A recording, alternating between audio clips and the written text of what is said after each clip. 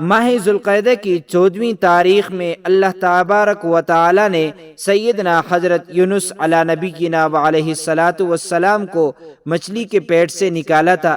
ارشادی باری تعالی ہے، اور بے شک یونس پیغمبروں میں سے ہیں، جبکہ بھری کشتی کی طرف وہ نکل گیا، قرعہ ڈالا تو دکھیلے ہوئوں میں سے ہوا، پھر اسے مچھلی نے نگل لیا، اور وہ اپنے آپ کو ملامت کرتا تھا۔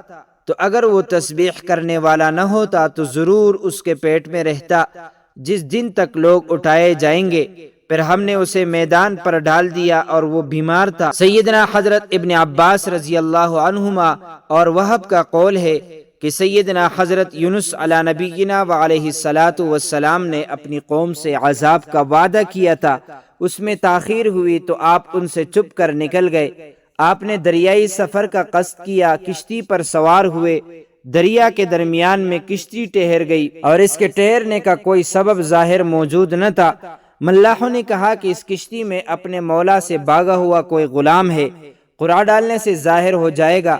قرعہ ڈالا گیا تو آپ ہی کا نام نکلا، تو آپ نے فرمایا کہ میں ہی وہ غلام ہوں، تو آپ کو پانی میں ڈال دیا گیا، کیونکہ اس وقت کا دستور یہی تھا کہ جب تک بھاگا ہوا غلام دریا میں غرق نہ کر دیا جاتا اس وقت تک کشتی چلتی نہ تھی۔ بحکم الہی مچھلی نے آپ کو نگل لیا۔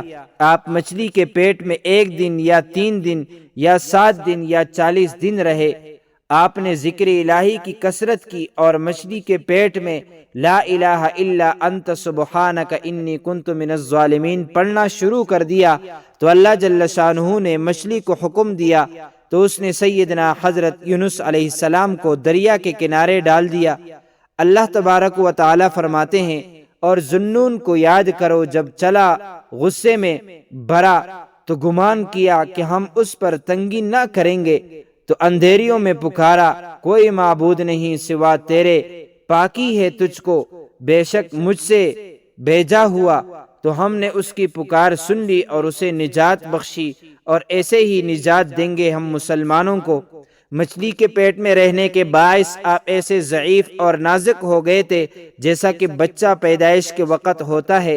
جسم کی کھال نرم ہو گئی تھی، بدن پر کوئی بال باقی نہ رہ گیا تھا، تو اللہ تعالیٰ نے کدو کا درخت اگا دیا جو آپ پر سایہ کرتا تھا، مکیوں سے محفوظ رکھتا تھا، اور بحکم الہی روزانہ ایک بکری آتی اور اپنا تن حضرت کے منہ مبارک میں دے کر آپ کو صبح اور شام دودھ پلا جاتی، یہاں تک کہ جسم مبارک کی جلد شریف یعنی کھال مضبوط ہو گئی اور اپنے موقع سے بال جمے اور جسم مبارک میں توانائی آئی۔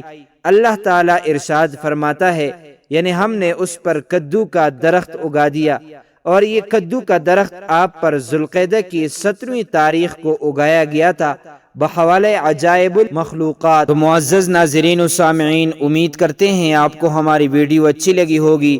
اس طرح کی مزید اسلامی معلومات کے لیے امانت خدا اور نبی یوٹیوب چینل کو سبسکرائب کیجیے، کیونکہ اس چینل میں آپ کو اسلامی واقعات، دینی مسائل، سائنسی تحقیقات و وظائف اور بہت کچھ سیکھنے کو ملے گا، لہٰذا اسے ضرور سبسکرائب کیجیے۔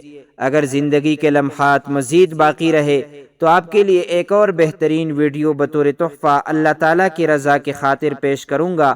تب تک کے لیے مجھے دیجیے اجازت۔ اللہ تعالیٰ تمہارا حامی اور ناصر ہو۔